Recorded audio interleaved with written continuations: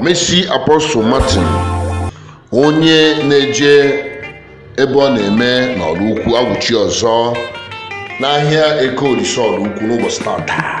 Ị na-anya efu n'ọwa mmiri si aga n'ime ike na aja asụchisigo ya. Mmiri anaghị agasịkwa n'ọwa mmiri kama ọ bụ aja na-aga na ya. Ihe a bụ culvert nke mmiri si aga mana ọ bụ aja na-agazi na ya. Mmiri zozie, ide mmiri eburu mmiri were gafee n'elu ebubanye ya n'ime ọdụ Igbo. Ime ọdụ Igbo anyị niile mbuze emebisigo ya. Ị na-anya ị ga-afụ ya maka na anaghị akọcha gota na ọ bụ na enwe Saturday sanitation ma ọ bụ ụbọchị dị anya.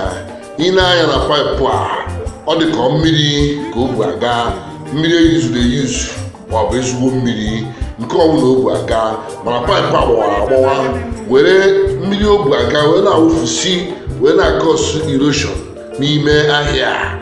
Biko si na-eruo ya anya ka mara ihe ọ bụ ka edozie ya. Esi na shọpụ onye gbada ọ bụ na mmiri zuo kedu ihe na experience ya mmiri na-esi ebe a osi ebe otuju ebe n'ime ọ bata ebe a ebe edojuo ofu ije gote ebe a si ebe a na-adị ya na-abanye ime wee na-emebisisi ihe ebe n'ime gaghị etinye otu ugbo were kasi ebe ahụ tụ arụ ya kịta ọ ya dị mma. ọ bụrụ na arụwa ya ọ gara etu a dị mmanụ mmiri bata gote ebe esi ebe ahụ.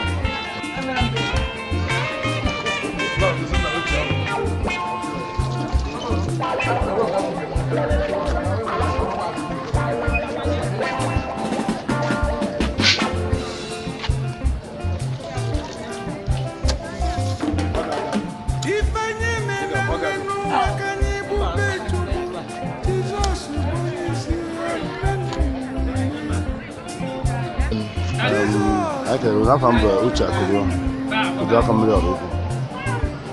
Kedu afọ ka a na-ekpochasị ihe? Kedu ihe mere na nri? Kedu ihe onye na-ekpochi ya? Abịara m unu maka Aba debate anyị delegate wee n'anya wee fụ na gota be anyị niile meziri blọkụ especially nke enu ahịa ebe a Bendo. Si na nwa onye echebere ka m wee nwayọ kọcha ya ka mmiri na-aga n'ọha ncha bụ na ahịa enwe nsogbu erosion. So ndị ezi ka nrọ ka ọ bụrụ ya bụ ihe alụ na ọ bụ iji nnọrọ anyị. Ka enwere ka dị ọrụ si aga ọ na-aga ọfụma n'anya ya afọ ọrụ abatụ mmadụ 10 bụ ihe nọ n'ọdụ ọrụ ha emechigo n'amaka ekere eke ka o wee gaa aga. So na almost round up na this first phase onwe ka isi wee kpọtụrụ PG maọbụ igwe maọbụ ndị nchaji ahịa maka ụzọ a? PG gafetere ama na nna arụ ya bụ na mma arụ na nna akacha ya bụ ụzọ maka anyeta anya ya bịa na ọ bụ sto bad na ndị ime ahịa hapụzi gote ebe a ọsachi ewuru ụzọ nke mụ na ya bakwa n'ime ngocha ya mana obi ekweghị m nsị ka nlụrụ ya enyi ya karịtọ ka nlụrụ ya n'isi.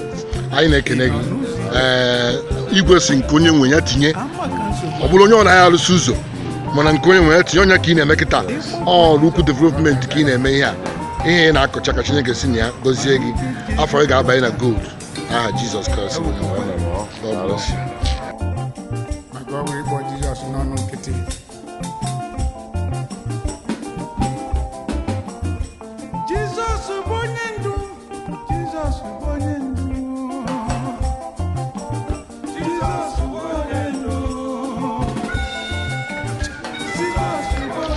Kedu na-ekwu na gota ala arụ ọnya ndị Igbo onye na-ekwu na gota ala arụ ọ dị mma ka ọ dị njọ?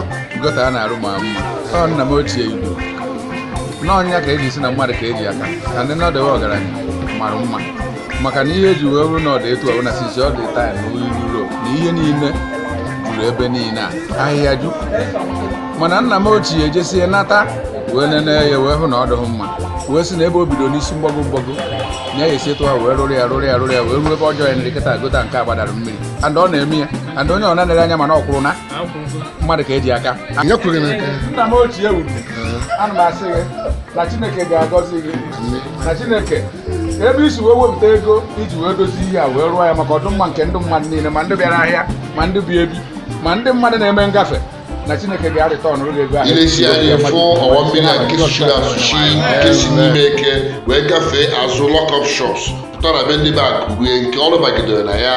Ọ bụrụ na arụsịa ya mmiri ga-esizi n'ime eke pụta na-enweghịzi ihe ọbụla jidere elu.